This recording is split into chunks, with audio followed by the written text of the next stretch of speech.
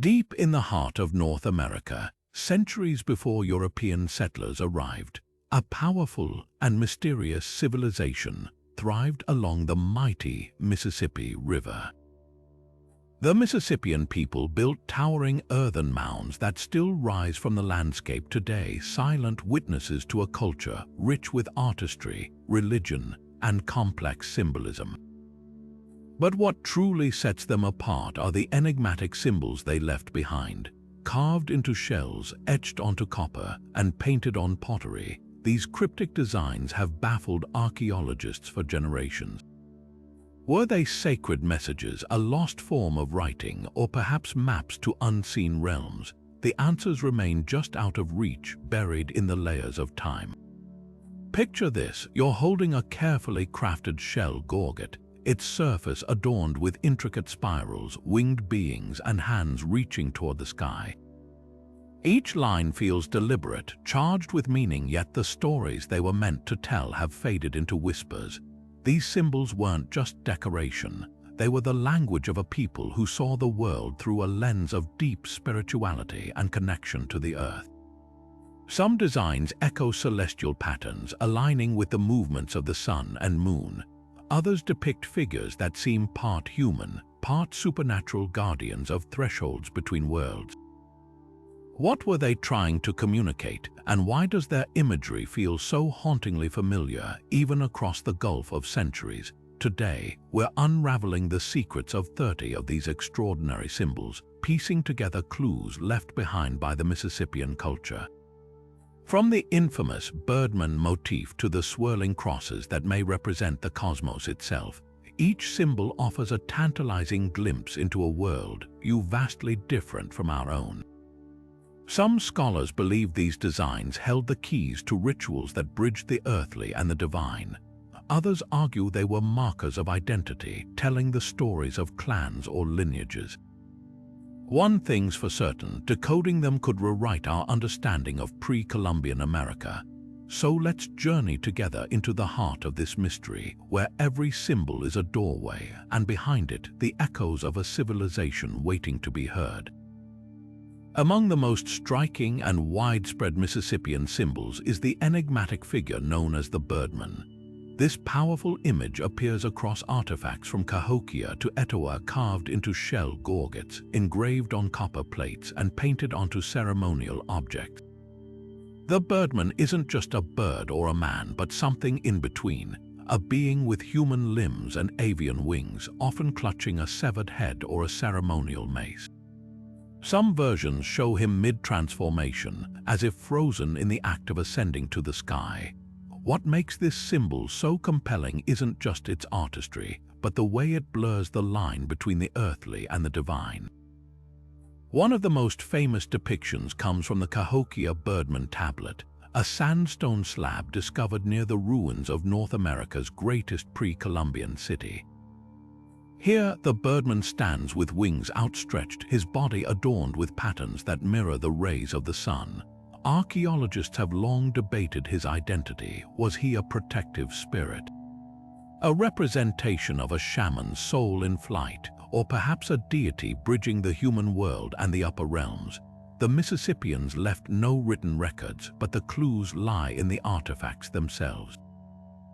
In other cultures across the Americas, from the Maya to the Pueblo peoples, birds often carried souls to the afterlife or served as messengers to the gods. The Birdman's prominence suggests he played a similar role in Mississippian cosmology.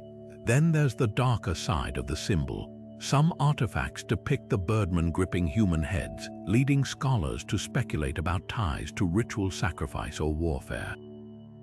At the Spiro Mounds in Oklahoma, copper plates show the figure flanked by decapitated victims, hinting at a connection to the so-called cult of the severed head found in other ancient societies.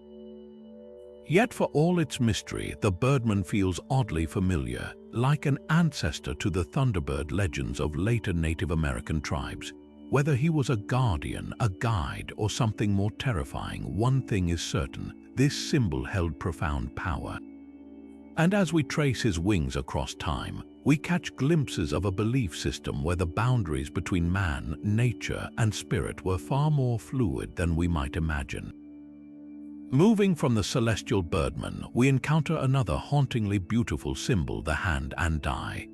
This arresting design appears across Mississippian artifacts, from delicate shell engravings to bold pottery paintings, always depicting the same eerie motif, a single eye cradled within an open hand. At first glance, it might seem straightforward, but the deeper you look, the more layers unfold. Some interpretations suggest this symbol represents spiritual sight, the ability to perceive beyond the physical world. Others argue it's a plea for divine intervention, a hand reaching toward the heavens while the eye watches from below. Take the famous Rogan plates, two copper artifacts unearthed in Georgia.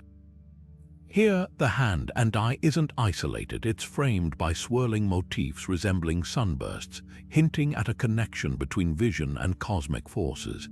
Then there's the pottery from Moundville, Alabama, where the symbol appears alongside serpent imagery, as if guarding sacred knowledge. The consistency of its design across distant sites is striking. Unlike regional variations seen in other symbols, the hand and die maintains nearly identical form whether found in Tennessee or Illinois. This uniformity suggests it held universal meaning, perhaps a shared religious icon or a marker of elite status among priests or healers. But what did it truly signify? Some scholars link it to the Great Spirit concept found in many Native American traditions, an all-seeing, all-knowing force. The eye, in this context, might symbolize omniscience, while the hand represents the divine reaching into the human world. There's also a compelling shamanistic angle. Tribal healers often described visions where their hands became conduits for healing energy, and their third eye opened to other realms. Could this symbol be a physical echo of those experiences? Then there's the darker possibility. In certain artifacts, the hand and die appears near scenes of ritual or warfare, leading some experts to theorize it served as a protective charm, a ward against evil, or a claim of spiritual authority during conflicts. Whatever its true purpose, one thing is undeniable: this symbol transcended mere decoration. It was a bridge between worlds, carved into history by hands that believed in forces far beyond what we can see. And as we trace its contours today, we're left wondering how much of their vision have we yet to uncover. Now, let's turn our attention to one of the most visually striking and widely debated symbols, the cross in circle. This mesmerizing design appears on copper plates, shell engravings, and ceremonial objects across the Mississippian world, its precise geometry standing out against the more fluid forms of other symbols. At its core, the motif consists of a cross encased within a perfect circle, often with radiating lines or additional markings that suggest motion or energy. But this wasn't just decorative, every line seems charged with meaning. Many researchers believe the cross in circle represents the sun, its four arms symbolizing the cardinal directions or the solstice points. Think of it as a cosmic map, a way to anchor the movement of the heavens into something tangible. At the Etowah site in Georgia, copper plates bearing this symbol were found in elite burials, placed near the chest or head of the deceased, as if to guide their journey into the afterlife. The precision of the design is remarkable. These weren't hastily scratched marks but carefully measured creations, suggesting the symbol held deep ritual importance. What's even more fascinating are the parallels found far beyond the Mississippian world.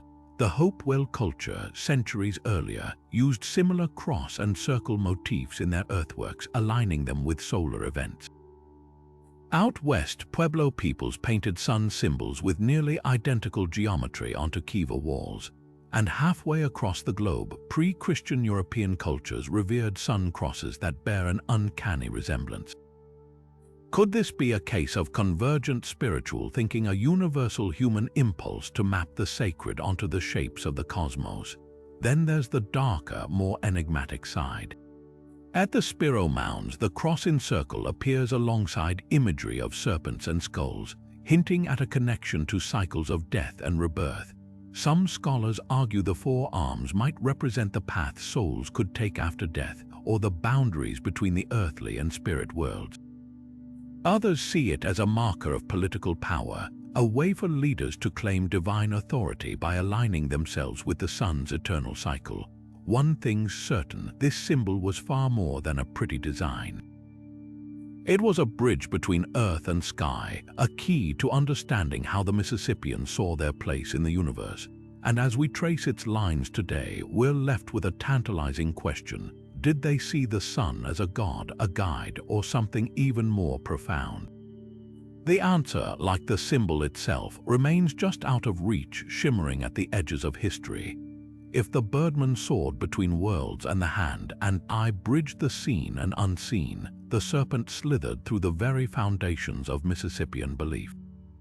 This sinuous symbol coils through artifacts from the deep south to the Great Lakes, its body twisting in shell engravings, its scales etched into ceremonial pipes, its presence looming over burial sites. Unlike the rigid symmetry of the cross in circle, the serpent moves, its curves suggesting both danger and creation, its open jaws threatening or perhaps speaking sacred truths. Consider the rattlesnake disc, a breathtaking example from Spiro mounds. Carved from flawless shell, it depicts a serpent coiled into a perfect spiral, its tail rattling at the center like a heartbeat. The detail is staggering, each scale meticulously rendered, the mouth gaping as if frozen mid-strike. But this wasn't just artistry, it was theology in tangible form. For many Native American cultures, serpents were guardians of hidden knowledge, creatures that moved between the Earth's surface and the realms below. The Mississippians may have seen them similarly as guides to the underworld or emblems of life's cyclical nature, shedding skin like the seasons shed time. Then there are the effigy pipes, where the serpent takes on even deeper dimensions. At Cahokia, artisans crafted pipes from red stone, shaping serpent heads with hollowed-out mouths, literal conduits for smoke to rise like prayers. Smoking ceremonies likely transformed these pipes into living representations of the serpent's power, blurring the line between object and deity. Some pipes show serpents intertwined with human figures, their bodies forming bridges between mortal and divine. But the serpent's meaning wasn't monolithic. In some contexts, it appears alongside agricultural symbols, its undulating form mirroring rivers that nourished crops, a clear nod to fertility. Elsewhere, like at the Etowah site, it's carved onto copper plates buried with the dead, suggesting a role in guiding souls through the afterlife. Even its direction mattered. A downward coiling serpent might signify descent into the underworld, while an ascending one could represent renewal or celestial connection. Perhaps most intriguing are the rare cave paintings, like those at Picture Cave in Missouri, where red ochre serpents slither across limestone walls alongside star maps and humanoid figures. Here, the serpent isn't just a symbol, it's an actor in a larger cosmic drama, weaving through narratives lost to time. What stories did these caves whisper? What rituals unfolded beneath those painted coils? The answers remain as elusive as the serpent itself, leaving us to trace its path with wonder and reverence for a culture that saw the universe in every curve and flick of its tail. Among the most hypnotic and universal symbols left by the Mississippian people is the spiral, a shape so simple yet so laden with meaning that it echoes across continents and millennia.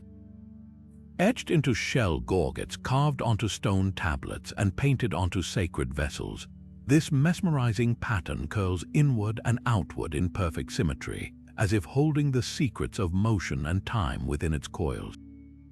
But what did it represent to the people who carefully traced its form centuries ago?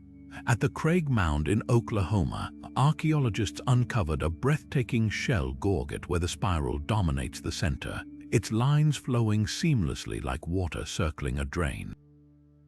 This discovery sparked theories connecting the symbol to rivers, the lifeblood of Mississippian civilization. Just as the Mississippi and its tributaries twisted across the landscape, the spiral may have embodied the dynamic force of flowing water, essential for trade, agriculture, and spiritual cleansing. Yet water isn't the only interpretation. Some gorgets pair the spiral with celestial imagery, suggesting a link to cosmic cycles, the turning of seasons, the path of the sun, or even the whirl of stars in the night sky. What's truly astonishing is how this symbol transcends the Mississippian world. From the Triskelians of Celtic Europe to the labyrinthine spirals of ancient Crete, similar designs appear in cultures separated by oceans and epochs. The ancestral Puebloans carved spirals into rock faces to mark solstices, while Maori artists in New Zealand wove them into tattoos as symbols of growth and journey.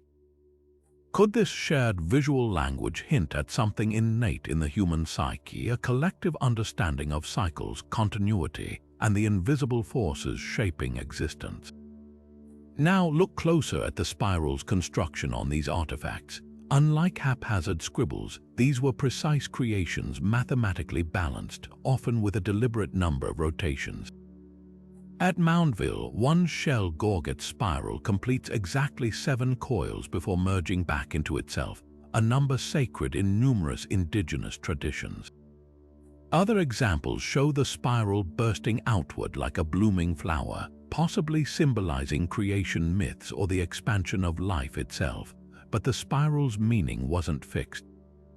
In burial contexts, it sometimes appears near skeletal remains, implying a connection to rebirth or the soul's cyclical journey. On ritual objects, it might have served as a portal, a pathway for prayers to ascend or spirits to descend. And let's not overlook its potential as a map. Some researchers propose that certain large-scale earthworks with their curving ridges physically manifested the spiral's form on the land, turning ceremony into topography. Whether representing the curl of a morning breeze, the infinite turn of time, or the unseen currents of the spirit world, the spiral's power lies in its ambiguity. It invites us to follow its path without revealing the end, much like the Mississippians themselves, whose stories remain half-told, waiting for us to trace the lines they left behind. No symbol captured the life-giving power of the sun quite like the sun circle, a radiant motif that blazed across Mississippian art and architecture. This deceptively simple design, a central dot surrounded by concentric rings, appears on everything from humble pottery shards to the most sacred copper plates, each iteration pulsing with the energy of a culture deeply attuned to the rhythms of the sky. At Cahokia's Woodhenge, a ceremonial site aligned with the solstices, echoes of the sun circle can be seen in the way timber posts framed the sunrise, transforming the celestial into the tangible. Take the Rogan plates, those masterpieces of hammered copper unearthed in Georgia. Here, the sun circle isn't isolated, it's the nucleus of a larger cosmic vision, often paired with the hand and die or avian figures as if to show the sun's dominion over earth and sky. The craftsmanship speaks volumes. The outermost ring isn't just etched but meticulously notched, creating a shimmering effect when sunlight struck the metal during rituals. Imagine how it must have gleamed in the hands of priests, a miniature sun harnessed for ceremony. But this symbol wasn't merely spiritual, it was agricultural alchemy. Carved onto seed jars and planting sticks, the sun circle likely served as a blessing for crops, its form mirroring the way sunlight radiated over fields of maize, beans, and squash. In the scorching heat of an Illinois summer, when the corn shoots needed warmth most, these symbols may have been invoked to ensure the sun's generosity, not its wrath.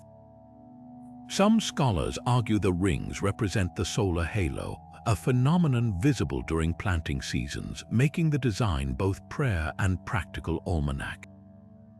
What's rarely discussed is how the sun circle evolves across regions. At Spiro, it's bold and geometric, with rigid lines mirroring the ceremonial axes of the mounds themselves. Move south to Moundville and the same symbol softens, its rings swirling like ripples in water, perhaps reflecting local beliefs about the sun's reflection on the Gulf. This variation hints at a shared reverence adaptable to local landscapes, proving that while the sun was universal, its worship was deeply personal. Then there's the mystery of its darker counterpart. On certain burial artifacts, the sun circle appears blackened or inverted, suggesting a belief in the sun's journey through the underworld at night. Just as the maize seed died in soil before sprouting, the sun too underwent cycles of death and rebirth. This duality, light and shadow, growth and dormancy, may be the sun circle's greatest lesson, that to the Mississippians, the celestial and the earthly were never truly separate, just different turns of the same sacred wheel. Among the most enigmatic and visually arresting symbols in Mississippian art is the forked eye, a motif that stares back at us across centuries with an unsettling, almost hypnotic intensity. Unlike the fluid curves of the serpent or the geometric perfection of the sun circle, this symbol feels alive, its distinctive split pupils suggesting vision beyond the ordinary. Found on shell gorgets from Tennessee to Oklahoma, the forked eye typically appears as a single, almond-shaped eye with the iris divided into two distinct sections, like a river branching around a stone. Some versions show it weeping, others glaring, each variation hinting at layers of meaning we've only begun to unravel. One of the most striking examples comes from the Duck River cache in Tennessee, where a shell gorget depicts the forked eye floating above a ceremonial mace, its piercing gaze framed by radiating lines. The craftsmanship here is extraordinary. The fork isn't just a superficial scratch but a deep, deliberate groove, as if the artist wanted to emphasize its significance.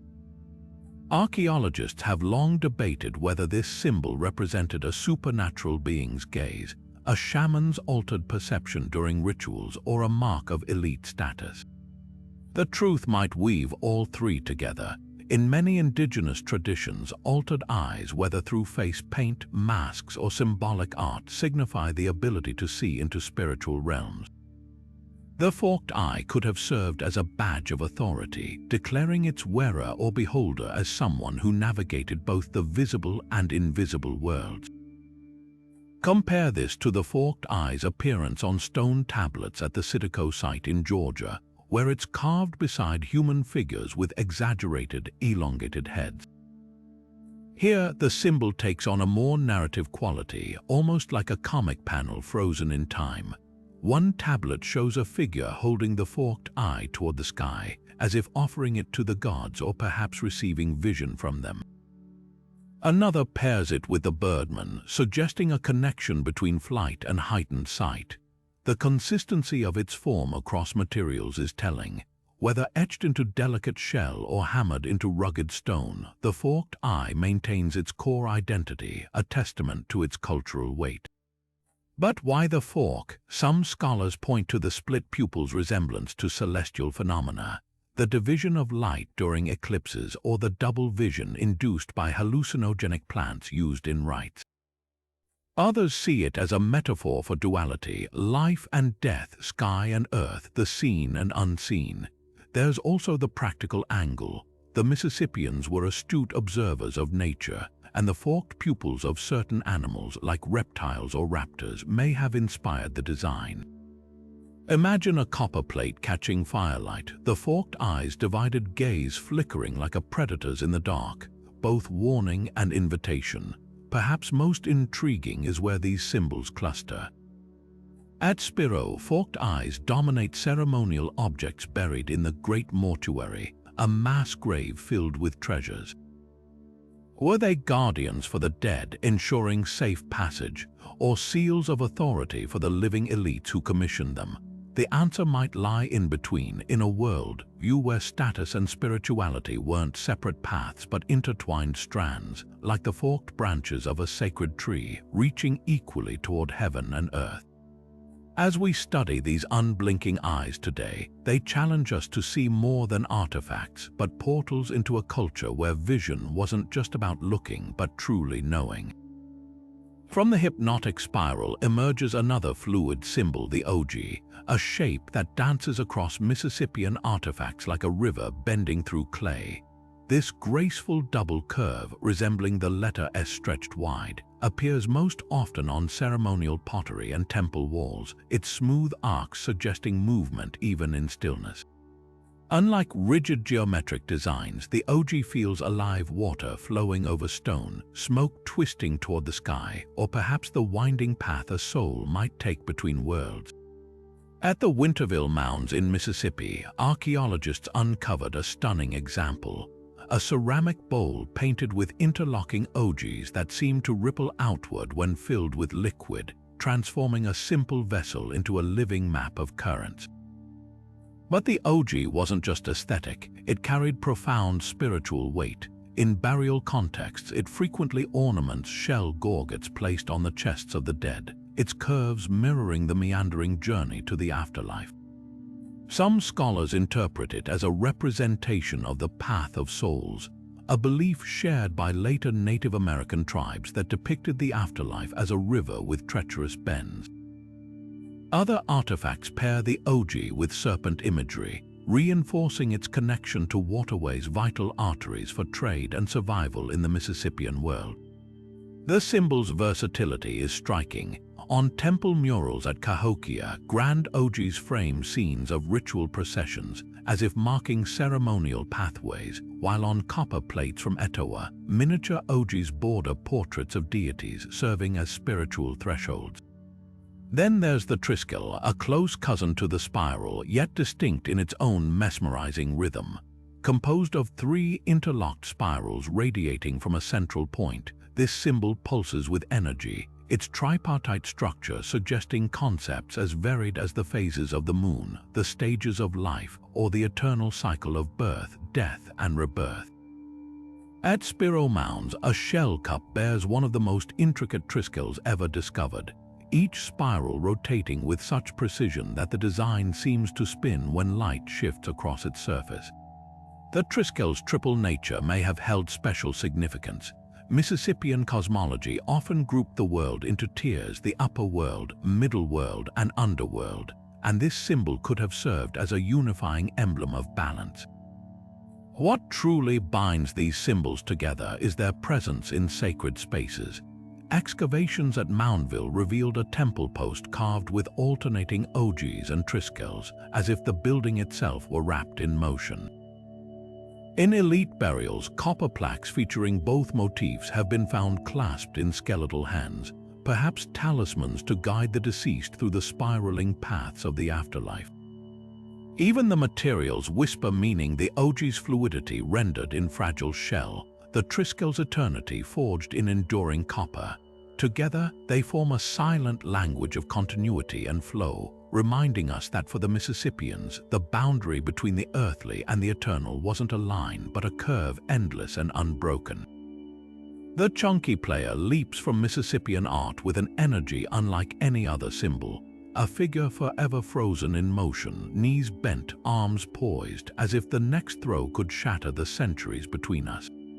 These compact stone statues, found from Georgia to Oklahoma, capture athletes mid-game, their muscular forms straining under the weight of a sacred contest far more than sport. The game of Chunkee wasn't mere entertainment. It was a ritual woven into the fabric of Mississippian life, a collision of physical prowess and spiritual significance that bound communities together. Take the famous Rogan Chunkee Player, a sandstone statue unearthed in Alabama. Every detail pulses with life: the figure's forward lean, the groove in his palm where a smooth stone disc once balanced, the tension in his thighs ready to sprint. This wasn't generic artistry, it was portraiture of purpose. The disc itself held cosmic weight, often carved with star patterns or spirals, transforming each throw into a symbolic act. Imagine the scene: players hurling these discs along prepared courts, crowds chanting as the stones skimmed the earth, their paths mirroring the arc of celestial bodies. Some scholars believe the game reenacted mythological battles, while others argue it served as a divination tool, the disc's final resting place revealing messages from the spirit world. But the Chunkee Player's significance extended beyond the game. At Etowah, statues like these flanked burial mounds, their dynamic poses contrasting with the stillness of the dead. Were they guardians ensuring safe passage, or perhaps representations of the deceased's competitive spirit in life? the answer might lie in the game's communal role. Villages hosted grand matches to settle disputes, forge alliances, or honor harvest cycles. Winners didn't just earn prestige, they became conduits between realms, their victories seen as signs of divine favor. Then there's the darker undercurrent. Some statues depict players with exaggerated facial expressions, mouths agape in what could be exertion or ecstatic trance. At Spiro, a rare copper plate shows a Chunkee Player surrounded by severed heads, suggesting ties to ritual sacrifice or warfare. Yet even here, the symbolism isn't purely violent. In Mesoamerican cultures like the Maya, ball games were metaphorically linked to the cycles of death and rebirth, with players embodying the sun's daily struggle against darkness. The Mississippian Chunkee may have carried similar layers, the player's body a living altar, his movements a prayer in motion. What lingers most powerfully is how these statues refuse to be static artifacts.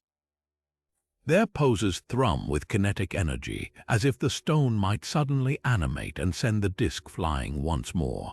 In that tension between stillness and motion, we glimpse a culture that saw no divide between play and prayer, between the sweat of competition and the sacred dance of the cosmos.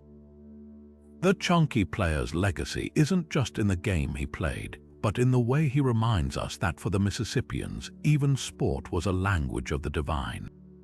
High above the Mississippi River's winding waters, where limestone cliffs rise like ancient sentinels, the ghostly form of the Piasa clings to the rock, a creature of legend painted in ochre and black, its wings outstretched, its antlered head turned toward the horizon.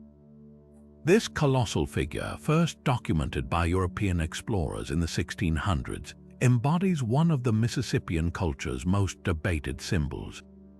Part panther, part bird, with serpentine coils and the talons of a predator, the Piasa defies easy categorization. Was it a guardian spirit watching over river travelers? A territorial marker warning outsiders away, or something far more enigmatic, lost to the erosion of time? The name itself offers clues. Piasa, derived from later Algonquian traditions, translates roughly to the bird that devours men, a chilling label that hints at its dual nature. Early French explorers described not one but two Piasa figures on the cliffs near present-day Alton, Illinois, their colors still vibrant despite centuries of exposure. These paintings, now lost to weathering and quarrying, were likely retouched and reinterpreted by generations. The original Mississippian artists may have envisioned the creature as a protective deity, its fierce visage warding off evil. Later tribes, like the Illiniwek who inhabited the region, might have layered their own meanings onto the symbol, transforming it into a cautionary tale. Diving deeper, the Piasa's physical attributes suggest a tapestry of spiritual beliefs. Its antlers echo those of the Octina, a horned serpent from Cherokee lore associated with hidden knowledge and danger. The wings resemble the thunderbird, a powerful sky spirit common across Native American cosmologies.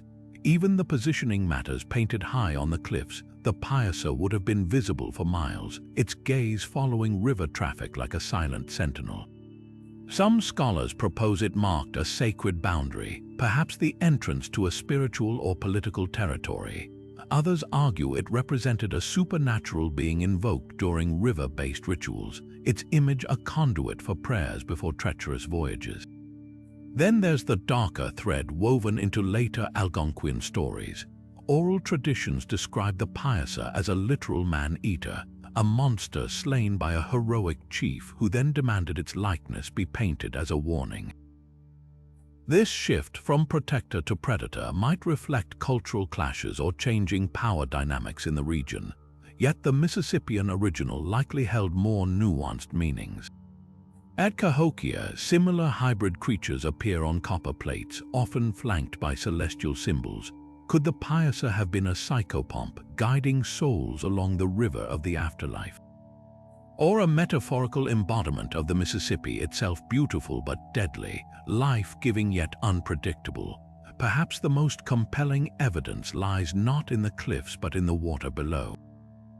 The stretch of river near the original paintings was notoriously hazardous, with whirlpools and shifting currents that claimed canoes. In this light, the Piasa becomes a natural metaphor, a spiritual explanation for very real dangers, its presence both a plea for safe passage and a reminder of nature's untamable power. Today, modern reconstructions of the Piasa adorn new cliffs, but the original's mystery endures, a silent witness to the way symbols evolve, carrying layers of meaning as deep and shifting as the river it once watched over. The morning star blazed across Mississippian artifacts not as a tranquil celestial body, but as a herald of both destruction and renewal, a paradox carved into shell gorgets and hammered onto copper breastplates with arresting clarity. This symbol, often depicted as a four-pointed star with radiating lines, pulsed at the center of warrior culture, its spikes sharp as the obsidian blades carried into battle. Yet the same emblem adorned burial offerings, cradling the dead in its light. How could one image embody such opposing forces? The answer lies in the Mississippians' profound understanding of cyclical transformation, where violence and rebirth were inseparable threads in the cosmic fabric. Consider the famous wolfing plates, two copper masterpieces discovered in Missouri. Here, the morning star isn't solitary. It crowns the head of a warrior figure, his body sheathed in a cloak of feathers, his hands gripping ritual maces. The star's rays extend like knives, mirroring the weapon's lethal edges. But look closer, each point terminates in a tiny circle, a detail scholars interpret as seeds or celestial orbs. This duality speaks volumes. To don this symbol was to claim the morning star's power not just as a destroyer, but as a force that cleared the way for new growth, much like controlled burns revitalized the prairie. Astronomy heightens the mystery. The morning star's link to Venus is unmistakable. Mississippian mound alignments track the planet's 8-year cycle with precision. In its brightest phases, Venus outshone all but the moon, a beacon that ancient skywatchers associated with divine intervention. Warriors may have timed campaigns to its appearances, believing the planet's radiance infused them with supernatural prowess. Yet Venus also disappears periodically, vanishing into the sun's glare before re-emerging as the evening star. This celestial rhythm, disappearance and return, mirrored the journey of fallen fighters whose souls were thought to ascend, transform, and eventually rejoin the living. The symbol's darker dimensions emerge at sites like Aztalan in Wisconsin, where morning star motifs decorate walls surrounding ritual spaces. Here, excavations revealed evidence of ceremonial violence, broken weapons, charred bones, suggesting the star presided over rites where captives met their end. Some scholars connect these practices to the Red Horn myth cycle of the Ho-Chunk people, where a celestial hero battles giants in an eternal struggle of order against chaos. The morning star, in this context, wasn't merely a decoration but a narrative, a shorthand for stories where bloodshed was necessary to maintain cosmic balance. Then there are the burial contexts that complicate the warrior narrative. At the Moundville site in Alabama, a child's grave yielded a tiny pottery vessel painted with the morning star, its lines softened into gentle curves. Was this a plea for safe passage, or a recognition that even the youngest souls partook in life's great cycles? The Mississippians left no written explanations, but their art whispers a truth as old as humanity. That light follows darkness, that from endings come beginnings, and that even the fiercest stars guide as much as they blaze.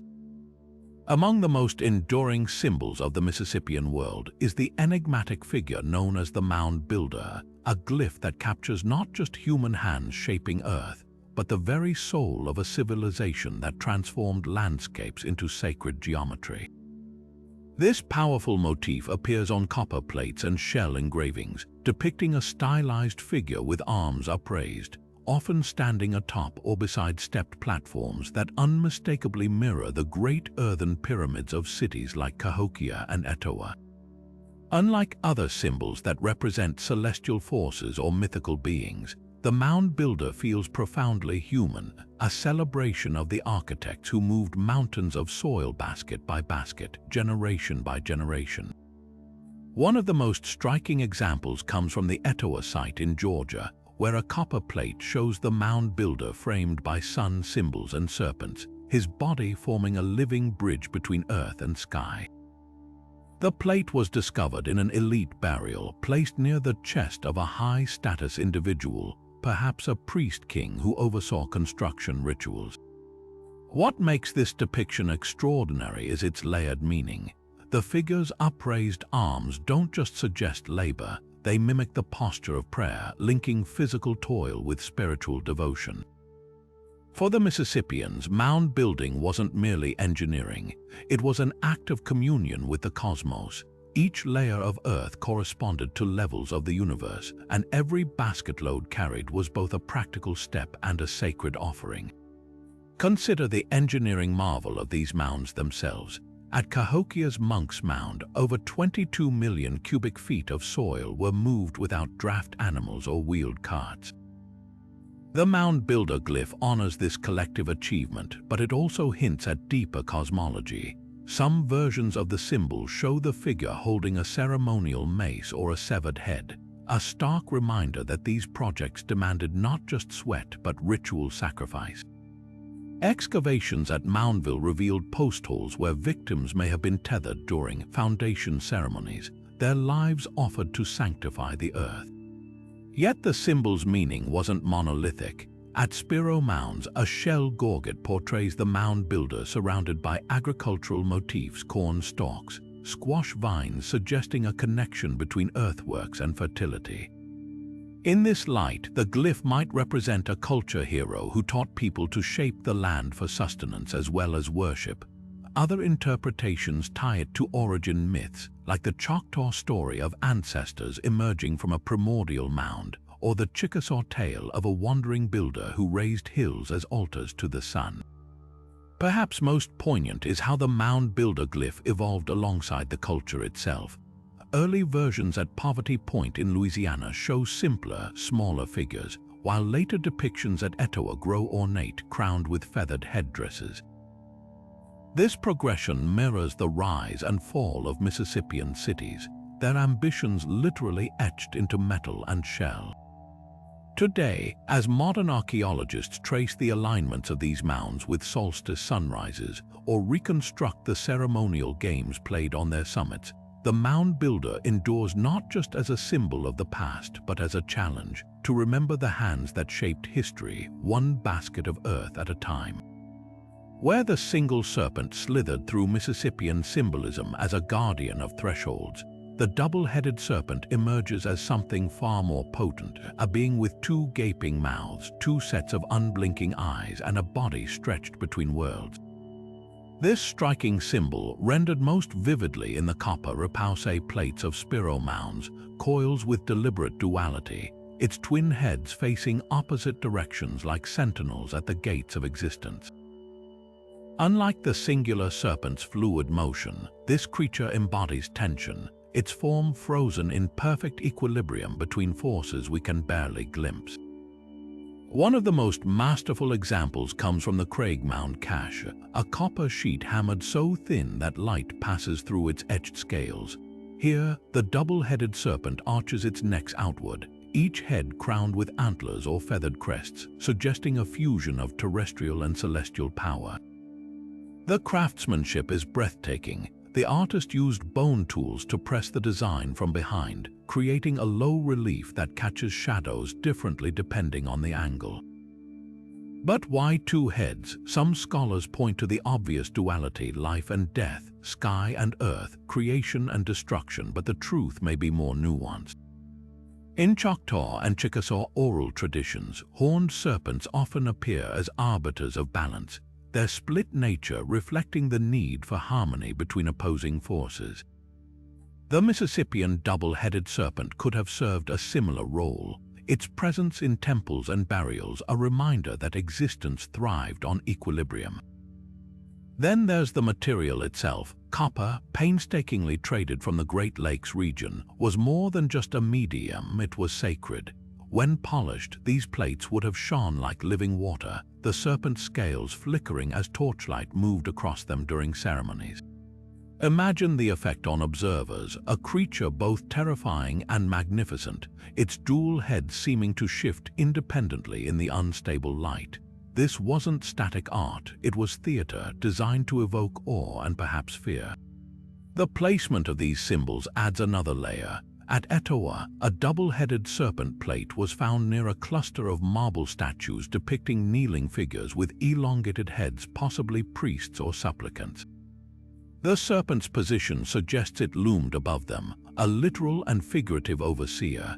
Elsewhere, like at the Lake Jackson site in Florida, fragments of similar plates appear alongside ritual caches of arrowheads and mica cutouts, hinting at a role in warfare or hunting magic. But the most profound clue lies in the serpent's orientation. Some plates show the heads aligned vertically, one facing skyward, the other downward, mirroring the Mississippian cosmos's three-tiered structure. Others, like those from Spiro, position the heads horizontally, their bodies forming bridges between cardinal directions. This adaptability implies the serpent wasn't just a symbol but a tool for conceptualizing space, time, and the delicate balance between them. Perhaps what lingers most is how this symbol transcends its era. The double-headed serpent resurfaces centuries later in Cherokee oral traditions as the Octina, a being whose gaze could petrify or enlighten. Even today, its legacy pulses in the stomp dances of southeastern tribes, where serpent imagery still marks the boundaries between sacred and mundane. In that unbroken thread, we glimpse the enduring power of a symbol that dared to hold opposites together, and in doing so, revealed the heart of a civilization that saw duality not as conflict, but as the very rhythm of the universe. Long before the swastika became a symbol of tyranny, it spiraled across Mississippian shell gorgets as a sacred emblem of the sun's journey, a geometric masterpiece pulsing with ancient meaning. The precision of these pre-colonial designs is staggering. 4 arms of equal length, each bent at perfect 90-degree angles, rotating with a mathematical harmony that mirrors celestial cycles. At the Spiro Mounds, a shell engraving shows the swastika interconnected with concentric circles, its arms appearing to propel the sun across the sky like a cosmic wheel in motion. This wasn't haphazard decoration, it was astronomy rendered in miniature, a testament to the Mississippians' sophisticated grasp of pattern and order. The symbol's resonance across cultures deepens its mystery, from the Sanskrit word meaning well-being to its appearance in Hopi sand paintings and Norse runestones. The swastika's pre-20th century history is a tapestry of universal reverence. In the Mississippian context, it often appears alongside solar imagery, etched onto copper plates buried with elites or painted onto pottery used in harvest ceremonies. One remarkable example from the Etowah site pairs the swastika with maize plants, suggesting a belief that the sun's turning arms nourished the crops. The directional bends may have held significance too. Clockwise rotations could symbolize the sun's daily path, while counterclockwise variants might represent the underworld's inverted realm. But the craftsmanship itself tells another story. Examining these engravings under magnification reveals something extraordinary. The lines aren't simply scratched but micro-carved with bone tools, their depth varying to catch light differently throughout the day. On a gorget from Moundville, the swastika's arms deepen toward the center, creating a subtle illusion of movement when viewed by flickering firelight. This attention to kinetic detail hints at rituals where the symbol wasn't just observed but activated, its motion harnessed through ceremony. Perhaps most poignant is how these artifacts compel us to reclaim the swastika's original meaning. Unlike the rigid, angular version co-opted by modern hatred, Mississippian swastikas often flow with gentle curves, their arms terminating in seed-like dots or feathery tendrils. A shell cup from Cahokia even integrates the symbol into a larger design of interconnected spirals, nature's own geometry. These variations remind us that before darkness eclipsed its legacy, this shape was a universal language of harmony, woven into the prayers of countless cultures who saw not a weapon in its form, but the very rhythm of life itself. With wings outstretched and talons poised, the falcon dancer leaps from Mississippian artifacts in a whirl of feathers and motion, a figure caught between human and avian realms, its every muscle taut with sacred purpose. This arresting symbol, rendered most vividly in stone effigies from the Etowah site, captures not just a bird of prey but a being transformed, its human-like limbs draped in ritual adornments while its hooked beak and spread wings scream predator. The duality is intentional. This isn't merely a costume but a fusion of spirits where dancer and falcon become one in a ceremony lost to time. Take the famous wolfing effigy, a sandstone statue from Missouri that pulses with lifelike detail. The dancer's knees bend as if mid-step, his chest adorned with a copper plate depicting the same falcon imagery, creating a mirroring effect between wearer and symbol. Most striking are the eyes, deeply carved and hollow, likely once inlaid with shell or obsidian to catch firelight during nighttime rituals. Archaeologists speculate these ceremonies involved rhythmic movement mimicking a falcon's hunt, the dancer's body becoming a vessel for the bird's lethal grace. The poses aren't random. They match descriptions from early European accounts of southeastern tribes using dance to enter trance states, where the soul could take flight like a raptor scouting unseen realms. Beyond posture, the falcon dancer's regalia whispers secrets. At Spiro Mounds, copper plates show the figure wearing a distinctive belt of woven feathers, each strand meticulously etched to mimic the barred patterning of a peregrine's underside. Such accuracy suggests more than artistic skill. It implies first-hand knowledge of raptor anatomy, possibly gained through falconry or spiritual vision. Some effigies, like those from Moundville, add another layer. The dancer's ankles are ringed with tiny copper bells, a detail confirmed by archaeological finds of similar noisemakers in ceremonial caches. Imagine the sound as dozens of dancers moved in unison, their steps creating a metallic chorus that mimicked the jangle of a falcon's jesses, binding the human to the divine. Then there's the question of transformation.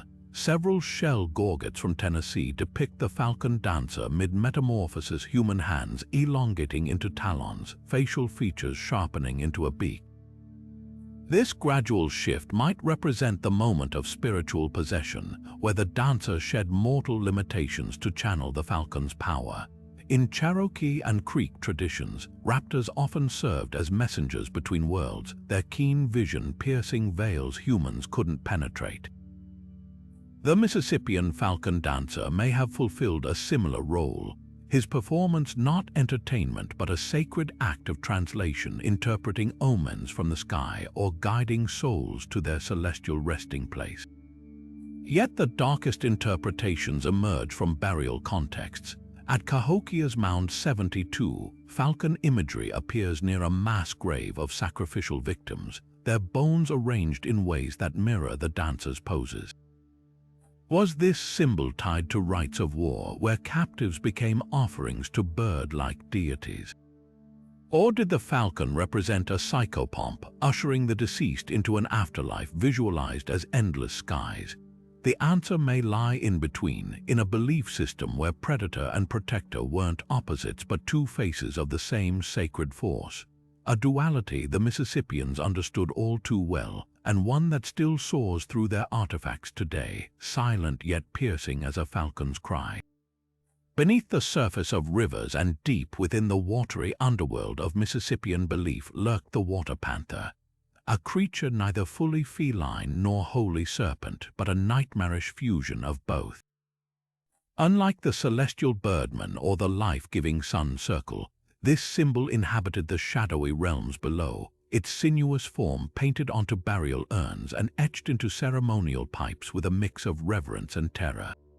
Imagine a beast with the muscular body of a panther, armored with shimmering scales, its tail lashing like a serpent and its gaping maw lined with teeth sharp as obsidian blades. This wasn't just a monster from legend. To the Mississippians, it was a very real force guarding the threshold between the living world and the watery abyss. One of the most vivid depictions emerges from the pottery of the Moundville site in Alabama. A ceramic vessel, now housed in the Smithsonian, shows the water panther coiled around its own surface, its elongated body forming a perfect circle, a visual metaphor for the endless cycle of life and death. The artist took pains to emphasize its otherworldly nature. Dorsal fins ripple along its spine, gills flare at its throat, and its eyes, inlaid with tiny shell discs, seem to follow the viewer from every angle. This wasn't mere decoration, it was a warning. Similar vessels have been found in graves placed near the deceased's feet, perhaps to deter the water panther from claiming more souls or to guide the dead safely past its domain. The creature's mythology intertwines with later Native American oral traditions, particularly among the Ojibwe and Ho-Chunk peoples, who described the Mishipshu or underwater panther as a master of storms and drowning. Mississippian artifacts suggest an even older pedigree. At Cahokia, copper plates depict the water panther entangled with human figures, its claws piercing their flesh while its tail morphs into vines or serpentine tendrils. Some scholars interpret these scenes as initiation rituals, ordeals where shamans confronted the beast to gain healing powers or underworld knowledge. Others see darker undertones. The Spiro mounds yielded a conch shell engraved with the creature devouring a headless torso, a grisly nod to its role in sacrificial rites. Yet the water panther wasn't solely a bringer of death. In agrarian context, it appears on seed jars and rain charms, its association with water linking it to fertility. A broken pot from the Winterville site shows the creature regurgitating fish, a paradox of destruction and sustenance. This duality reflects the Mississippians' understanding of balance. The same rivers that nourished crops could flood villages, the same storms that filled cisterns might drown the unwary. The water panther embodied that precarious harmony, its wrath and benevolence two sides of the same scale. Perhaps most haunting are the rare cave paintings, like those at Picture Cave in Missouri, where red ochre water panthers slither across the walls alongside handprints and star maps. Here, the creatures seem less like monsters and more like guides, their undulating forms tracing subterranean waterways known only to the initiated. These hidden galleries might have served as ritual spaces where seekers communed with the beast, emerging with its secrets or not at all. As we piece together these fragments, one truth surfaces: the water panther wasn't just feared, it was respected, a necessary terror in a world where life sprang eternally from the depths, and where every river hid a guardian waiting to test the worthy. Emerging from the shadows of Mississippian iconography comes the masked being, a figure so hauntingly ambiguous that it straddles the line between human and spirit, its features obscured behind stone-carved visages that seem to shift expression with every flicker of firelight. These enigmatic faces, etched onto ceremonial palettes and shell gorgets, defy simple categorization. Some bear the serene symmetry of ancestral portraits, while others twist into exaggerated grimaces, their hollow eyes and gaping mouths evoking the masks of ritual performers or perhaps the distorted faces of the dead. At the Etowah site in Georgia, a stunning example carved from dark green slate shows the masked being with tear-shaped eye holes and a lipless mouth stretched unnaturally wide, an expression that could signify mourning, ecstasy, or something far more otherworldly. What makes these masks so compelling is their regional diversity. Travel north to Cahokia, and the palettes take on a geometric precision, with angular brows and sharp cheekbones that mirror the stepped profiles of the mounds themselves. Move south to Moundville, and the same symbol softens features flowing like water, with delicate curves that suggest the fluidity of dreams. This variation isn't accidental. The masked being may have served as a vessel for localized beliefs, adapting to the stories of each community while retaining its core mystery.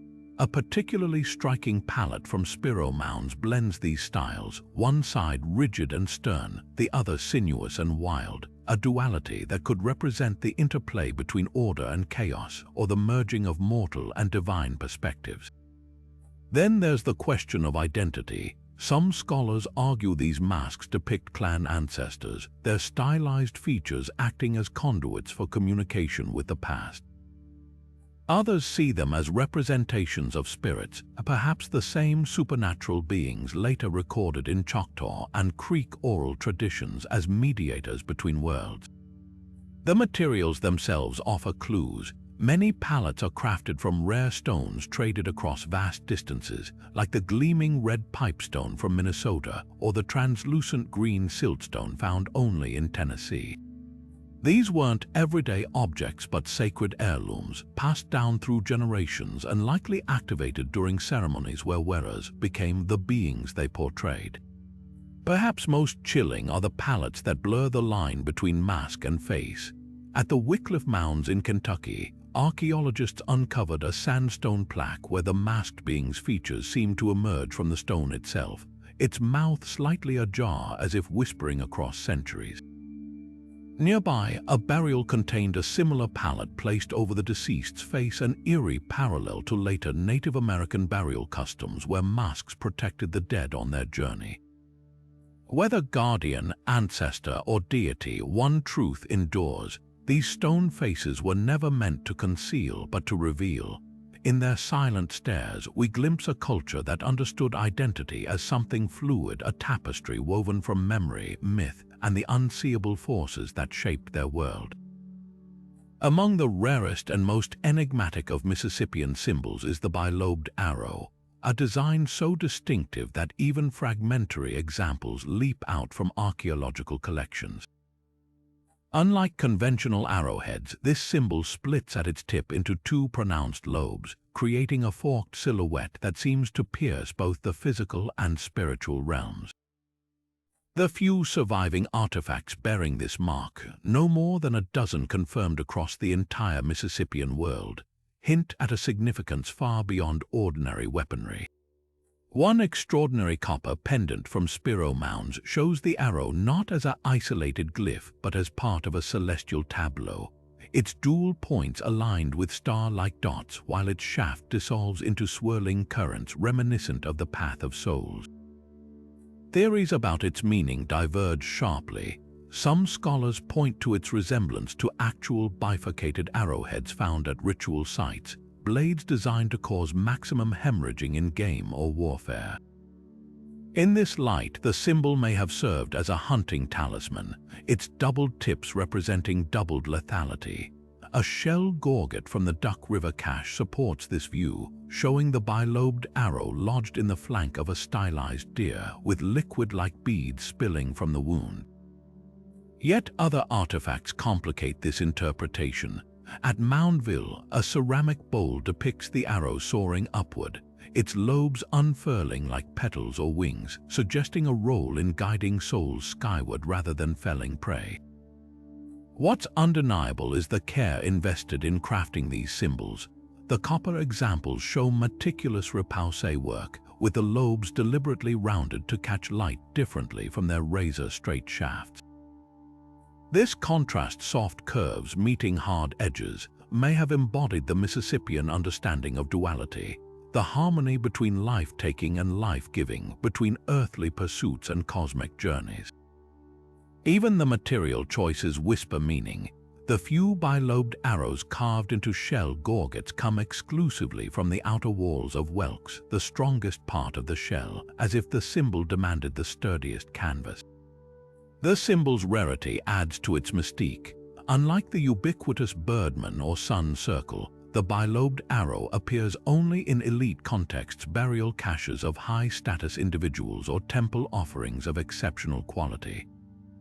This exclusivity suggests it wasn't merely a functional charm but a restricted icon, its knowledge and use possibly reserved for ritual specialists. At Etowah, one such arrow was discovered beside a bundle of actual projectile points, their flint blades deliberately snapped, a practice seen in killed artifacts meant to accompany the dead.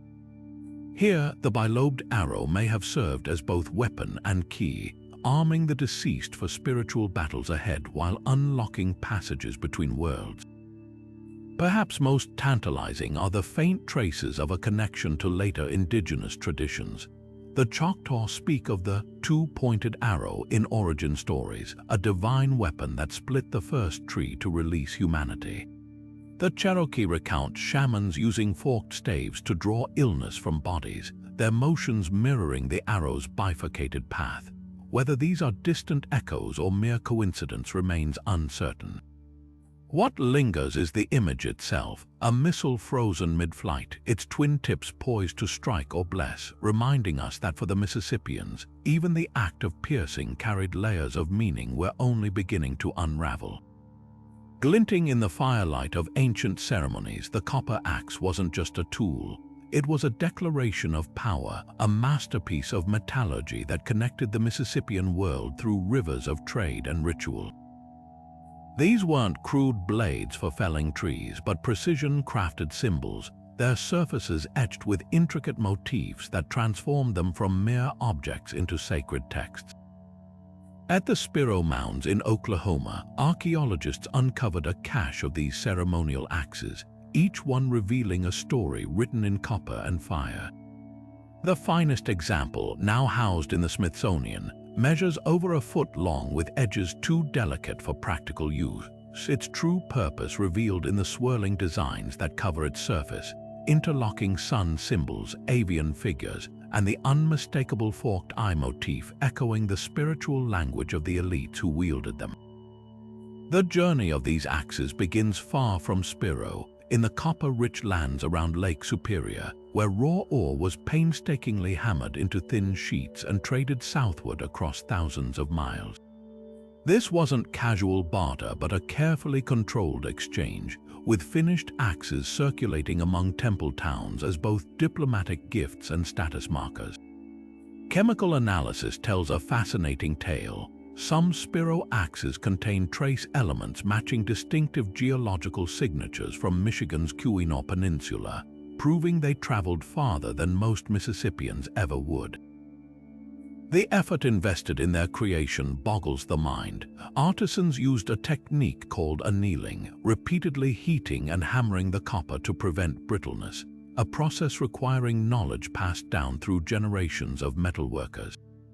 What truly sets these objects apart are their engraved narratives. One extraordinary axe from the Craig Mound shows a birdman figure holding what appears to be an identical copper axe, creating a mesmerizing loop of symbols reflecting upon themselves. Another displays the hand and die motif hovering above a procession of warriors, their weapons conspicuously absent, a possible depiction of divine authority superseding martial power. The most enigmatic examples feature tiny perforations along their edges, where feathers or fabric might have been attached to transform the axes into kinetic ritual objects, shimmering with every movement during ceremonies.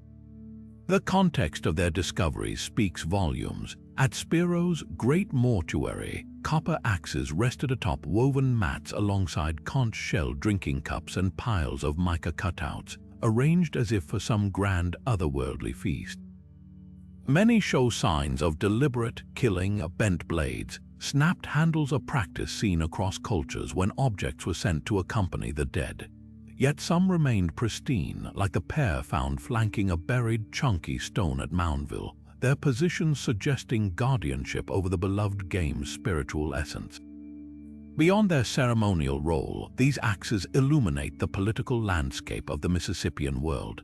Their distribution maps onto the geography of power, clustering at major ceremonial centers while appearing only sporadically in outlying villages.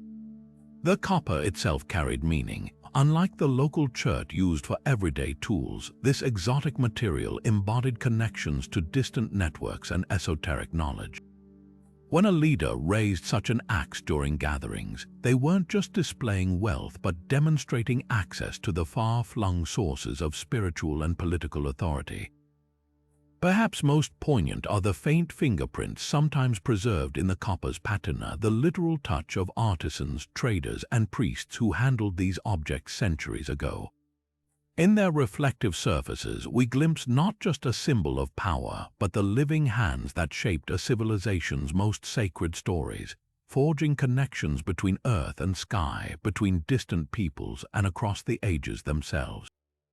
Where the falcon dancer embodied motion and the copper axe proclaimed power, the interlocked scrolls whisper with fluid grace, a symbol that seems to flow across Mississippian artifacts like water rippling over stone.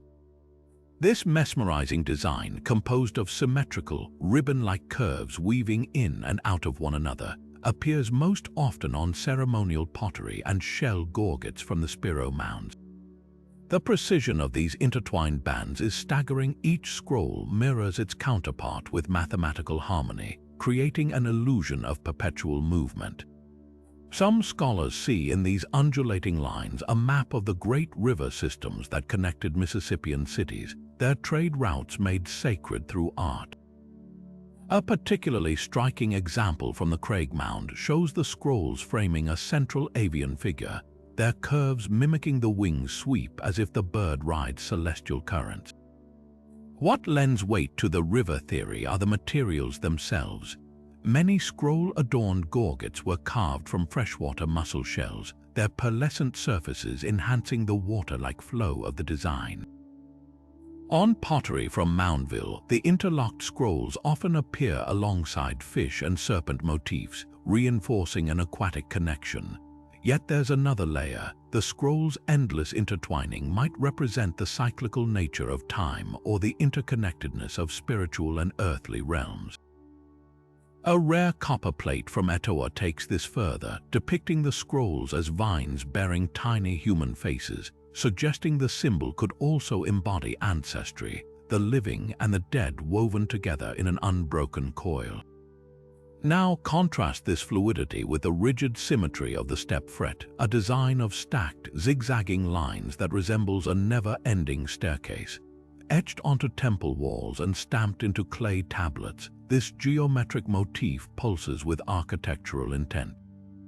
At Cahokia, the step fret mirrors the profiles of the great mounds themselves, each terraced level ascending toward the heavens. The resemblance isn't coincidental.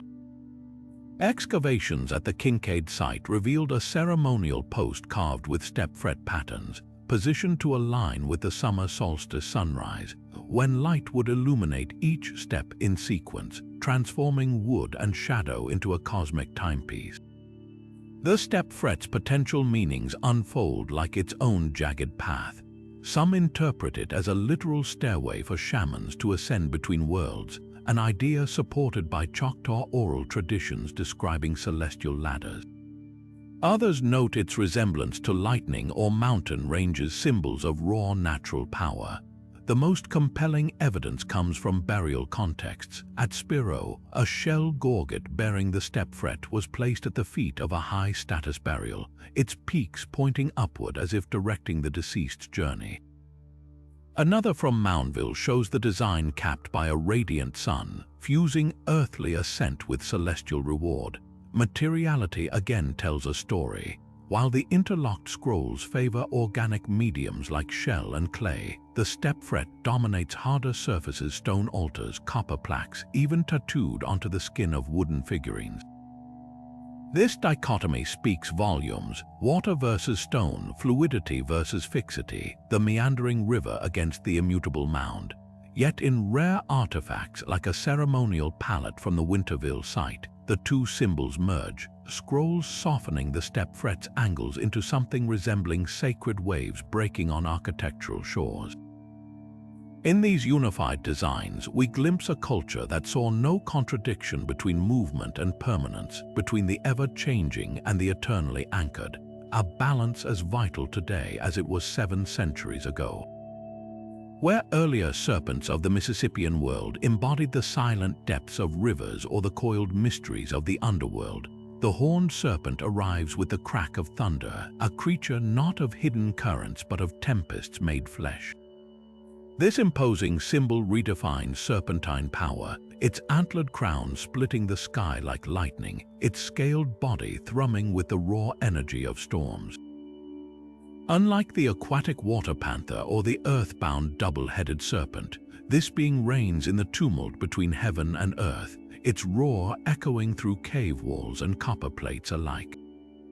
At Picture Cave in Missouri, ochre paintings depict the horned serpent in furious motion, its sinuous body whipping across the limestone in jagged red strokes, its antlers branching like electrified trees.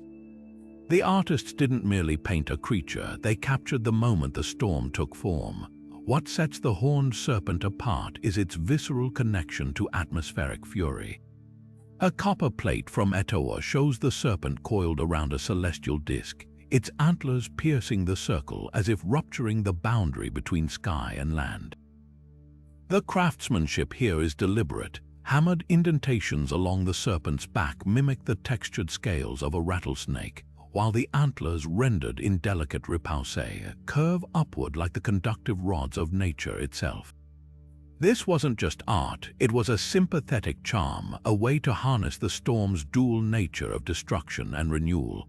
Among later Choctaw and Cherokee communities, oral traditions describe the horned serpent as Actina, a being whose crystalline scales refracted sunlight into rainbows and whose breath could summon hurricanes. The Mississippian artifacts suggest these beliefs ran far deeper, woven into the very fabric of their cosmology, yet the horned serpent's domain wasn't limited to terror. At Moundville, shell gorgets pair the creature with tender scenes of cornstalks bending under rainfall, linking its violence to agricultural bounty. One exquisite example shows the serpent's body looping around a sprouting maize plant, its antlers dripping with stylized raindrops, a stark contrast to the Spiro Mound's depictions of the same creature devouring human figures. This duality reflects an intimate understanding of ecological balance. The same storms that flattened villages also nourished crops, and the serpent embodied that precarious dance. Even the materials whisper intention. The Moundville gorgets were carved from lightning whelk shells, their natural spiral patterns evoking cyclonic winds, while copper representations from Cahokia bear traces of meteoric iron, a literal fusion of earthly and celestial elements. The cave paintings add another dimension. Picture Cave's most vivid panel places the horned serpent beside a humanoid figure holding a mace aloft, their forms outlined in hand-blown pigment. The serpent's mouth gapes toward the figure, not in attack but in communion, as if sharing secrets of the storm. Nearby, concentric circles pulse like shock waves, suggesting ritual drumming or thunderclaps. Archaeologists found remnants of ceremonial pipes beneath this tableau, their bowls shaped like storm clouds, physical evidence of rites performed in the serpent's presence. Here, in flickering torchlight, the horned serpent may have been more than a symbol. It was an active participant, its power invoked through smoke and chant to mediate between the people and the capricious skies. What lingers most is how this symbol transcends its era. The horned serpent's legacy slithers into the oral histories of dozens of native nations. From the Lakota's Ankh rising from the heart of Mississippian cosmology stands the world tree, not merely roots and branches, but a living axis around which the universe itself turned. This towering symbol, etched onto shell cups and painted onto temple walls, stretches its limbs across three sacred realms, roots delving into the watery underworld, trunk anchored in the middle world of humans, and crown brushing the celestial abode of gods and ancestors. Among the most striking examples is the Rogan shell cup from Etowah, its interior carved with a tree so meticulously detailed that individual leaves seem to tremble in an unseen wind. The trunk isn't just a line, it's a ladder of spirals and stepped motifs, each groove a potential rung for shamans ascending between worlds. The world tree's power lies in its duality. At Spiro Mounds, a conch shell gorget shows the tree flanked by opposing figures, a birdman on one side, a horned serpent on the other. Their tension mirrors the balance Mississippians saw in nature, sky and earth, predator and prey, creation and dissolution, all held in equilibrium by the tree's unwavering presence. Later Cherokee and Creek traditions speak of the Actina's crystal embedded in certain trees, their roots drinking from underground rivers where spirits dwell. The Mississippian world tree might have served a similar role, its roots tapping into primordial waters, its branches conducting celestial energy like lightning rods for the divine. Materials amplify the symbol's resonance. Shell cups carved from the sacred lightning whelk already bore a natural spiral echoing the tree's upward growth. At Cahokia, red cedar posts some over 15 feet tall were erected in alignment with solstice sunrises, their aromatic wood chosen for its durability and spiritual purity. These weren't abstract representations but functional portals. Excavations reveal offerings buried at their bases, bundles of feathers, quartz crystals, and even infant burials, suggesting the trees were fed as living entities. Perhaps most poignant are the tree's modern echoes. The Choctaw still dance the pashofa stomp around a decorated pole, while Uchai green corn ceremonies incorporate tree symbolism in purification rites. These threads, stretching unbroken across centuries, remind us that the world tree was never just an idea. It was a map, a ladder, and a prayer, its branches whispering secrets we're only beginning to overhear. Frozen in mid-motion across rock faces and pottery shards, the dancing figures of Mississippian art pulse with an infectious energy that transcends centuries. These lively silhouettes, often arranged in rows or concentric circles, bend and whirl with knees lifted high and arms arched dramatically. Their postures so vivid you can almost hear the rhythmic stamping of feet and the shaking of shell rattles. At the Paint Rock petroglyph site in Tennessee, an entire cliff face comes alive with these dynamic forms, their elongated limbs overlapping in a cascade of movement that suggests communal celebration rather than solo performance.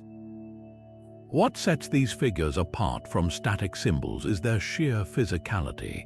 The deep grooves of the carvings capture not just shapes but the sweat and exertion of bodies fully immersed in dance. The context of these depictions hints at their purpose.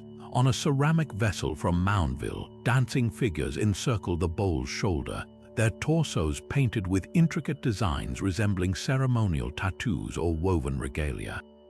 Between the figures, stylized maize plants burst forth, their tassels swaying in unison with the dancers, a visual pun blending human movement with the rustling of crops in the wind.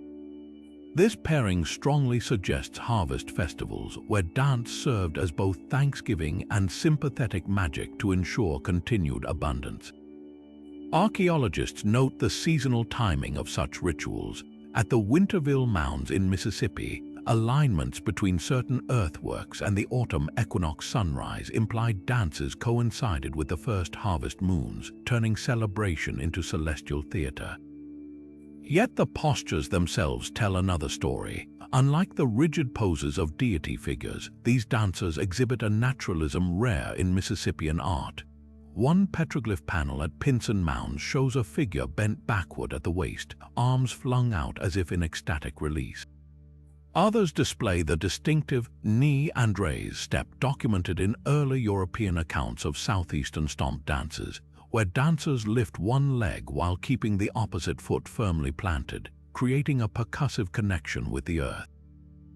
The consistency of this posture across mediums, from shell engravings to cave walls, implies it held specific meaning, perhaps mimicking the rooting and growth of plants, or symbolizing the human link between terrestrial and spiritual planes. Materials amplify the dancer's significance. Shell gorgets from Spiro depict figures with exaggerated hands and feet, their extremities enlarged to emphasize contact with the ground and air. Copper plates from Cahokia take it further, with traces of attached feathers or fibers that would have fluttered with each movement when worn by actual dancers. Most telling are the rare effigy rattles found in elite burials, hollow clay spheres containing pebbles, shaped like the dancers' torsos and painted with their likenesses. These weren't mere grave goods, but instruments meant to perpetuate the dance's power into the afterlife, their persistent rattle echoing the heartbeat of ceremonies long silenced. Perhaps most poignant are the traces left beyond art. At the Kincaid site in Illinois, archaeologists uncovered a compacted earthen dance floor surrounded by post holes that once held banners or lanterns. The soil's chemistry revealed surprising traces of perspiration and plant oils, physical remnants of bodies moving in unison under the stars. Here, the dancing figures step off the artifacts and into the realm of lived experience, reminding us that for the Mississippians, dance wasn't entertainment but a sacred language. Every stomp shook the earth awake, every turn wove the community tighter, and every lifted arm reached for the same celestial forces that guided the sun and swelled the corn. In their enduring postures, we glimpse not just how they moved, but why to bind heaven, earth, and humanity together in one pulsing, perpetual rhythm. While the hand and eye symbolized spiritual vision, its close cousin, the eye in hand, clutched a far more visceral power. This arresting motif, carved into amulets and pressed onto clay tablets, shows a single unblinking eye embedded directly in the palm of an open hand, as though the organ had grown from the flesh itself. The distinction may seem subtle, but the implications are profound. Where the hand and eye often appears in celestial contexts, the eye in hand clings to the corporeal world, its presence strongest in graves and protective talismans. At the Rose Mound in Arkansas, archaeologists uncovered a slate palette resting on a warrior's chest, its surface etched with the unmistakable image of an eye emerging from a hand's lifeline, the fingers curled slightly as if ready to close around an unseen threat. The symbol's protective role becomes clearer when examining its materials. Unlike the copper magnificence of the hand and eye plates, eye-in-hand amulets favor humble stone or bone substances believed to absorb malignant forces. A cache from the Nodna site yielded 23 such amulets, each perforated for wearing around the neck or wrist. Microscopic analysis revealed something astonishing. The eye's pupil on several amulets had been deliberately rubbed smooth, likely from generations of anxious touches, a tactile prayer for vigilance against harm. Some specimens even bear traces of red ochre in their grooves, echoing the war paint worn by Mississippian fighters, suggesting the symbol doubled as both spiritual and physical armor. Burial practices unveiled darker layers. At the Tocwa site in Tennessee, an infant's grave contained a tiny eye-in-hand pendant clutched in its skeletal fingers, the amulet's edges worn to a polish from desperate parental grip. Nearby, a mass burial of apparent plague victims yielded clay tablets stamped with the symbol, placed like seals over the deceased's own eyes, perhaps to blind death from claiming more souls. The motif's defensive nature sharpens further at the Falcon site, where a series of amulets were found not on bodies, but barricading the village's palisade posts, their carved eyes staring outward toward potential invaders. Yet the eye in hand wasn't merely a ward. In rare ceremonial contexts it transforms. A conch shell dipper from Spiro Mounds shows the symbol inverted, the eye gazing upward from the hand's palm as though offering vision to the gods. Another from Etowah pairs it with a serpent's body, the eye becoming the reptile's own, suggesting the hand now channeled an ally's piercing sight. This fluidity captures the Mississippian understanding of protection, not just as defiance against danger, but as an active communion with forces greater than oneself. The eye in hand didn't simply watch over its bearers, it connected them to a world where every gesture, every glance could bridge the mundane and the miraculous. Among the Mississippian symbols, few carry as much complexity as the spider, a figure that spins between creativity and cunning, its delicate legs bridging the sacred and the subversive. Unlike the thunderous horned serpent or the celestial birdman, the spider operates in silence, its influence etched into the very fabric of Mississippian life. At Spiro Mounds, archaeologists uncovered a shell gorget depicting the spider with meticulous precision. 8 legs radiating from a central body, each segment articulated like the joints of a master weaver's fingers. But this wasn't just a naturalistic portrayal. The spider's abdomen bore a striking cross-in-circle motif, fusing earthly craftsmanship with cosmic symbolism. The spider's dual nature emerges most vividly in textile impressions found at Cahokia. Fragments of woven fabric preserved in copper salts reveal patterns mirroring orb webs, concentric circles with radial supports, each thread aligned to solstice angles. These weren't random designs, they encoded the Mississippians' understanding of cyclical time and interconnectedness. A buried spindle wall from Moundville takes this further, its carved spider flanked by zigzagging lines resembling lightning, a nod to the creature's role in later Cherokee tales as the bringer of fire stolen from the sun itself. This trickster aspect surfaces in other artifacts too. A ceramic effigy bottle from Etowah shows the spider with exaggerated chelicerae, its mouthparts curved into what could be a grin or a grimace, perched atop a vessel likely used for ritual brews. Was this a warning against deception or an invitation to harness the spider's transformative power? Material choices deepen the mystery. Spider motifs appear almost exclusively on perishable or fragile mediums, woven textiles, thin-shelled gourds, and delicate pottery, mimicking the ephemeral nature of webs themselves. Yet their context suggests enduring significance. At the Winterville site, a cache of engraved shells was found wrapped in spider-patterned cloth, the fibers chemically treated with tannins to repel insects. Here, the spider becomes both metaphor and practical guardian, its image warding off decay just as real spiders protected granaries from pests. The most haunting spider depiction comes from Picture Cave in Missouri, where red ochre pigments outline a humanoid figure with 8 limbs, suspended mid-dance between 2 towering serpents. The scene pulses with narrative energy. Is this a shaman channeling the spider's wisdom, or a mythological scene lost to time? Later Muskogee stories speak of the spider grandmother who wove the world into being on her loom of stars. Mississippian artifacts suggest this belief ran deep. Copper plaques from Cahokia show the spider at the center of cosmic webs, its threads connecting celestial bodies like beads on a string. What lingers isn't just the symbol's artistry, but its unsettling intelligence. These spiders watch from artifacts with eyes that seem to calculate, their webs stretching beyond mere pattern into the realm of sacred geometry. In their delicate strands, the Mississippians may have seen the ultimate metaphor, fate itself as a tapestry woven one thread at a time, capable of holding empires or snapping at a touch. Against the star-studded canopy of Mississippian cosmology, the crescent moon carved its luminous arc not as a mere celestial phase, but as a potent emblem of cyclical rebirth and sacred femininity.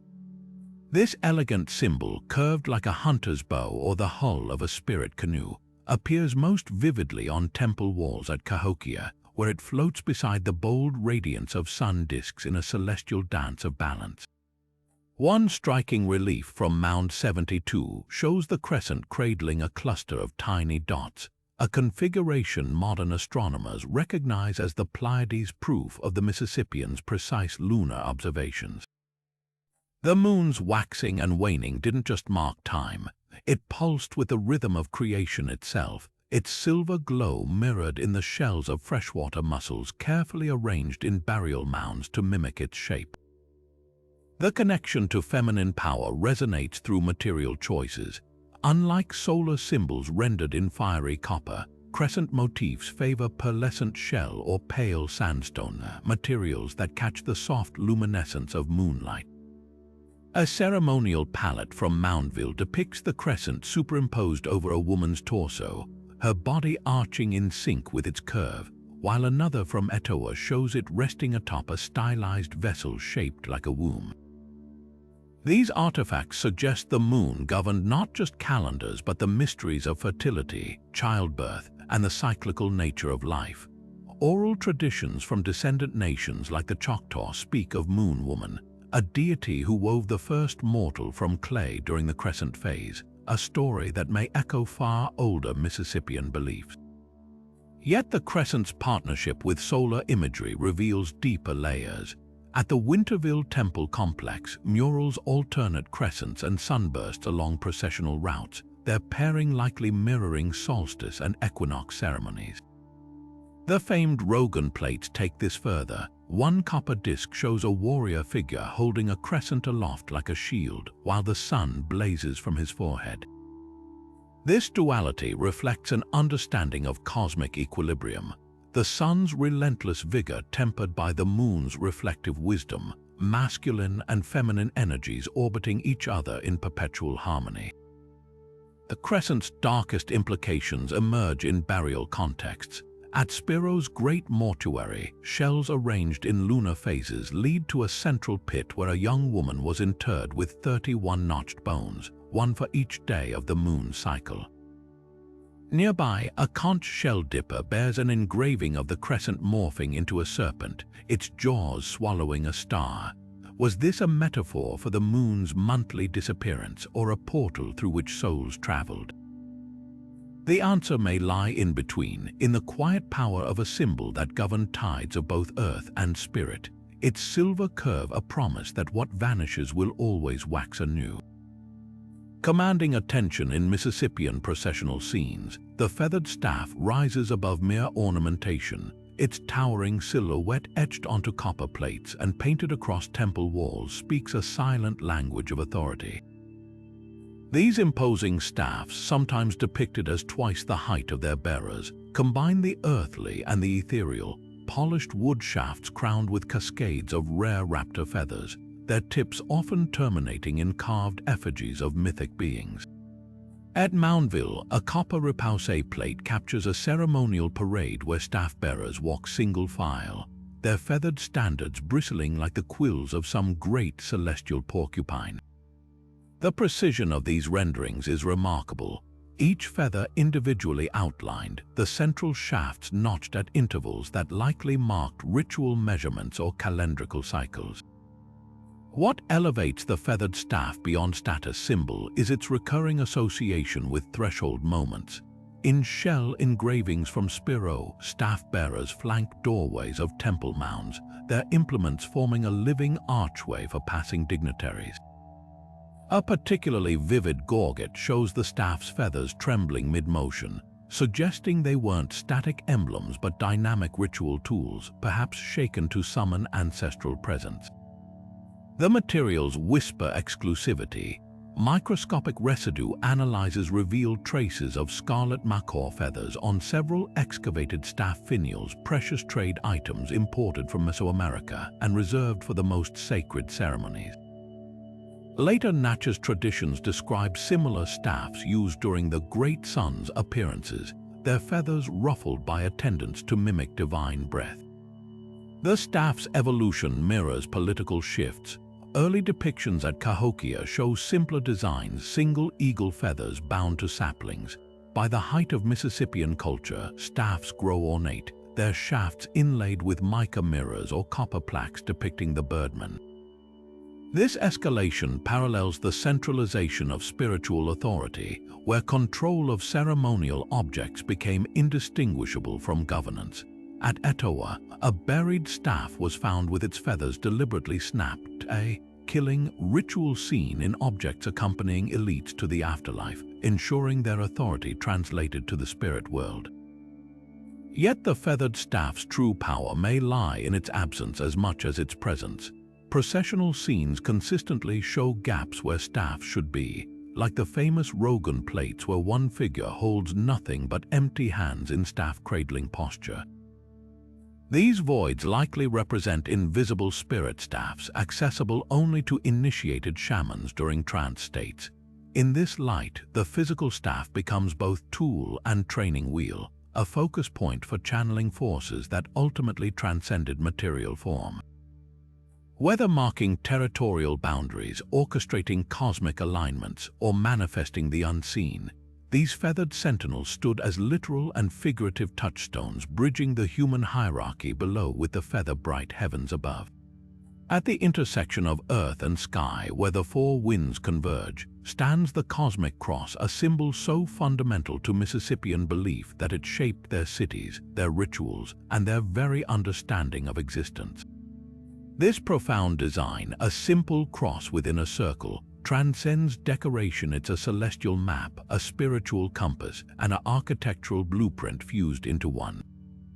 The symmetry is deliberate, 4 arms of equal length, each pointing to a cardinal direction, bound by a ring representing the unbroken cycle of time. At Cahokia's sprawling Grand Plaza, this same geometry manifests on a monumental scale, the entire city laid out along precise axes aligned with the solstice sunrises, its mounds positioned like stars in some grand terrestrial constellation. Consider the precision of the Emerald Mound in Mississippi, where the central platform forms a perfect cross, its eastern arm stretching precisely toward the rising sun on the spring equinox. The builders didn't just replicate the symbol, they engineered it into the land itself, turning soil and clay into a living representation of cosmic order. Copper plates from Spiro take this further, showing the cosmic cross superimposed over a human figure, his limbs extending along the crossbars as if channeling their energy. These artifacts suggest the Mississippians saw themselves as active participants in this celestial framework, their bodies microcosms of the universe's grand design. The cross's astronomical significance deepens when examining lunar alignments. At Winterville, post holes mark where wooden crosses once stood, their shadows during the lunar standstill, an event occurring every 18.6 years, precisely intersecting with ceremonial fire pits. This wasn't casual observation, but the result of generations of meticulous sky watching, encoded into ritual architecture. Later Choctaw traditions speak of the 4 lodgepoles holding up the sky, each corresponding to a direction and season, an echo, perhaps, of this ancient symbol's enduring legacy. Yet the cosmic cross also anchored the Mississippian spiritual journey. Burial mounds at Moundville often cluster in groups of 4 around a central tomb, mirroring the cross's arms. In these graves, the deceased were frequently positioned facing a specific direction, warriors toward the west, where the sun dies each evening, shamans toward the east, birthplace of light. The cross wasn't just a guide for the living, it was a pathway for souls, its arms offering multiple routes to the afterlife depending on one's deeds or status. Perhaps most striking is how the symbol bridges cultures. From the Navajo's sacred 4 directions to the Celtic solar wheel, similar designs emerge across continents and eras. At Etowah, a copper plaque shows the cosmic cross flanked by hand and dye motifs, a reminder that even as the Mississippians gazed at the stars, they rooted their cosmology in the tangible world. This interplay of universal and unique, of celestial and earthly, captures the essence of their civilization, a people who built mounds that touched the heavens while never losing sight of the sacred ground beneath their feet. In the cosmic cross, we find not just their final symbol, but the key to understanding them, a culture that saw no division between the grand and the granular, between the dance of the cosmos and the turn of a potter's wheel. Beneath the surface diversity of Mississippian symbols lies a profound unity, a shared language of meaning that reveals how deeply this civilization understood the interconnectedness of all things. Whether etched onto copper or carved into shell, these motifs return persistently to 3 sacred truths: the balance of opposites, the rhythms of the cosmos, and nature's endless cycles of transformation. The Horned Serpent's tempestuous power finds its counterpoint in the world tree's steadfast stability. The Falcon dancer's kinetic energy mirrors the spiral's eternal motion. Even materials carry this harmony: copper from Earth's depths paired with feathers from skyward realms, shell from life-giving waters set beside stone from ancient mountains. Celestial reverence pulses through these symbols with mathematical precision. The sun circles concentric rings track solstice alignments at Cahokia's Woodhenge, while the crescent moon's curve maps lunar phases onto burial rituals. At Moundville, archaeoastronomers discovered post holes arranged in Orion's belt formation, proving their symbols weren't just artistic, they were observational. This wasn't primitive stargazing, but a sophisticated fusion of science and spirituality, where copper plates became portable observatories and mound constructions transformed landscapes into astronomical instruments. The cosmic cross epitomizes this synthesis, its arms marking not just directions but seasons, its circle encompassing the full wheel of the year. Nature's cycles manifest most vividly in agricultural symbolism. The interlocked scroll's riverine curves mirror serpentine waterways that nourished crops, while the morning star's dual role as destroyer and life-giver echoes the controlled burns that revitalized prairie soils. At Etowah, a shell gorget shows maize plants growing from a spiral center, visually binding geometric abstraction to earthly sustenance. Even the Chunkee Player, seemingly a sport symbol, appears on planting sticks, his dynamic stance embodying the energy required to coax life from the ground. What emerges isn't a collection of disconnected icons but a cohesive worldview where every element resonates with others. The water panther's aquatic realm flows into the spider's woven universe. The mound builder's earthly labor ascends toward the birdman's celestial domain. This holistic vision where no symbol exists in isolation may be the Mississippian's greatest legacy, reminding us that true understanding comes not from examining fragments, but from seeing the sacred web that connects them all. The echoes of Mississippian symbols reverberate powerfully in modern indigenous art, where contemporary creators weave these ancient designs into vibrant new expressions. Across galleries and murals from Oklahoma to Georgia, artists like America Meredith Cherokee Nation incorporate the hand and die motif into bold acrylic paintings, its spiritual gaze now confronting colonial histories. Sculptor Marcus Ammerman Choctaw reimagines the birdman in dazzling glass beadwork, fusing traditional Mississippian contours with pop art colors, while photographer Shan Goshorn Easternband Cherokee layers archival images of shell gorgets onto woven baskets, a meditation on cultural continuity. These aren't mere replicas, they're conversations across time where the Falcon dancer's ancient grace meets the urgency of today's indigenous resurgence. Yet this artistic revival unfolds alongside fierce academic debates. At the 2019 Southeastern Archaeological Conference, scholars clashed over whether the spiral represents celestial cycles or hydrological patterns, with dendrochronology data from Cahokia's Woodhenge supporting seasonal interpretations while riverine settlement maps argue for aquatic connections. Meanwhile, the Choctaw Nation's Historic Preservation Office challenges long-held theories about the Horned Serpent's malevolence, citing oral traditions that position it as a misunderstood teacher rather than a monster. These disputes aren't just academic, they're profoundly personal, as descendant communities reclaim narrative sovereignty over symbols once analyzed solely through Western archaeological frameworks. Preservation efforts face staggering obstacles, from climate change threatening coastal shell middens to looting at fragile sites like Moundville. Modern technology offers hope. LiDAR scans at Poverty Point revealed previously unseen earthwork alignments, while 3D printing at the University of Arkansas preserves crumbling effigy pipes with micron-level precision. Tribal museums pioneer innovative approaches. The Chickasaw Nation's Cultural Center employs augmented reality to reactivate engraved shells, allowing visitors to witness ceremonial contexts lost to time. Through it all, the art, the debates, the race against decay, these 30 symbols endure not as relics but as living entities. They challenge us to see beyond artifact cases and academic journals, to recognize in their curves and spirals the unbroken thread of indigenous brilliance. Whether sparkling on a glass artist's studio table or pixelated in a digital archive, they whisper the same truth. The Mississippian worldview was never truly lost, only waiting for us to listen. From the cosmic dance of the sun circle to the whispered secrets of the spider, these 30 symbols form a lexicon of mystery, a language without a Rosetta Stone where every curve and spiral invites endless interpretation.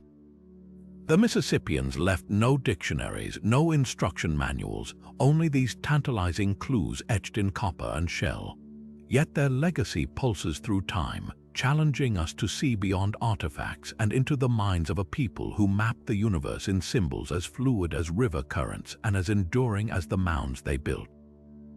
Was the birdman a deity, a shaman, or something in between?